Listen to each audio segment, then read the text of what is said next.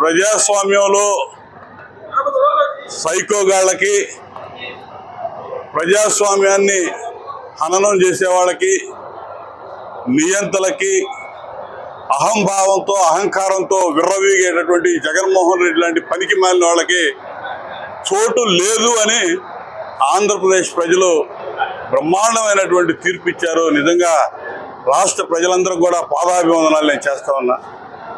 చంద్రబాబు నాయుడు గారు 5 సంవత్సరాలు మొక్కవోని దీక్ష, కష్టాలు, అనేక రకాల అవమానాలు, అవహేళనలు అన్నిటినీ అధిగమించి వీటన్నిటినీ తట్టుకొని ప్రజల కోసం ఆయన చేసిన పోరాటం, ఆయనతో కలిసి పవన్ కళ్యాణ్ గారు నడిచిన విధానం, ఇవన్నీ కూడా రాష్ట్ర ప్రజలు బ్రహ్మాండమైనటువంటి తీర్పు ఇచ్చి వాళ్ళు ఆశీర్వదించారు.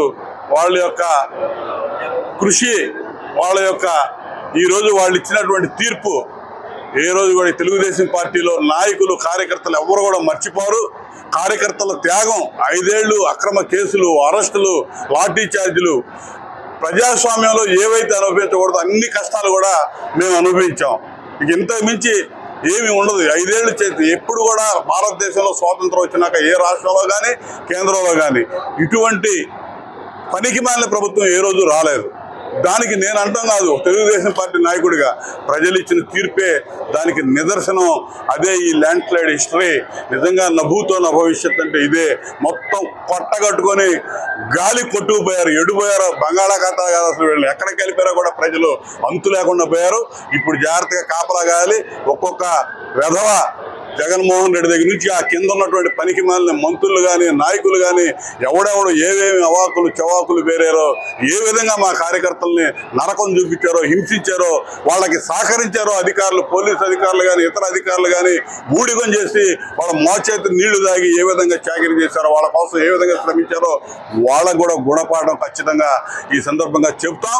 ఖచ్చితంగా సిద్ధంగా ఉండండి. మేమేది చేసినా న్యాయబద్ధంగా, రాజ్యాంగబద్ధంగా చంద్రబాబు నాయుడు గారి తీర్పులు ఉంటాయి, ఆయన పరిపాలన ఉంటుంది.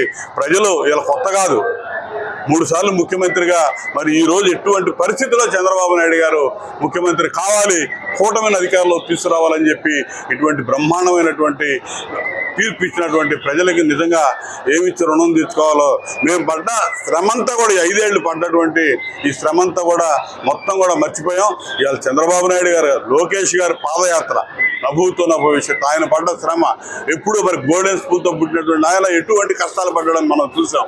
ఆయన కుటుంబం అంతా, భువనేశ్వర్ గారు కానీ, లోకేష్ గారి శ్రీమతి భువనేశ్వర్ బ్రహ్మణి గారు కానీ, మొత్తం యావత్ కుటుంబం కూడా ప్రజల కోసం పనిచేసి వాళ్ళు చేసిన త్యాగ ఫలితం ఈరోజు ఇచ్చినటువంటి ప్రజలు ఇచ్చిన తీర్పు. ఖచ్చితంగా మేము మాత్రం జగన్మోహన్ రెడ్డి లాగా విర్రవేయకుండా, అహంభావంతో పోకుండా, ఎందుకంటే కొత్త కాదు అధికారంలో తెలుగుదేశం పార్టీ, కొత్త కాదు చంద్రబాబు నాయుడు గారికి, చంద్రబాబు నాయుడు గారి కుటుంబానికి కొత్త కాదు. కాబట్టి ఇంకా బాధ్యతాయుతంగా వ్యవహరించి ప్రజల కోసం, ఈ రాష్ట్రం కోసం, ఈ రాష్ట్రాన్ని ముందుకు నడిపించడం కోసం ఖచ్చితంగా అందరూ కలిసి పనిచేస్తాము. వాళ్ళు ఇచ్చినటువంటి వాళ్ళ నమ్మకం అమ్ము కాకుండా ముందుకు పోతాం. చంద్రబాబు నాయుడు గారి నేతృత్వంలో మహాకూటమి అంతా కూడా ముందుకు పోద్దని చెప్పి సందర్భంగా తెలియజేస్తాం.